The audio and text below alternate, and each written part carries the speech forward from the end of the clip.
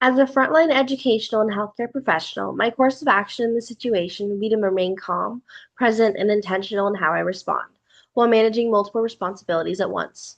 If a parent entered the therapy room concerned about their child's progress at the same time my next client arrived, I would first acknowledge the parent so they felt seen and heard.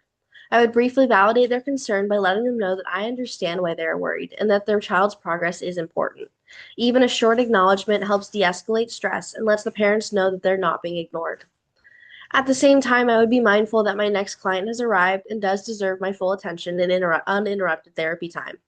I would avoid engaging in lengthy or detailed conversation at that moment out of respect both for my client and to maintain confidentiality.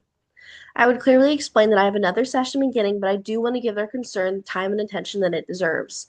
I would offer a concrete next step, such as scheduling a follow up meeting, suggesting a phone call or email later in the day, or just letting them know I can consult with my supervisor to follow up with them.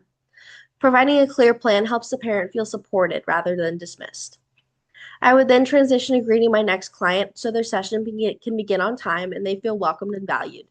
The rationale for this approach being that it balances empathy, professionalism, and ethical responsibility. It allows me to validate the parent's concerns while protecting the therapy time and confidentiality of another client. This course of action also demonstrates strong communication skills, time management, emotional regulation, and an understanding of professional boundaries, all of which are essential for frontline educational and healthcare professionals working in a fast paced, often stressful environment.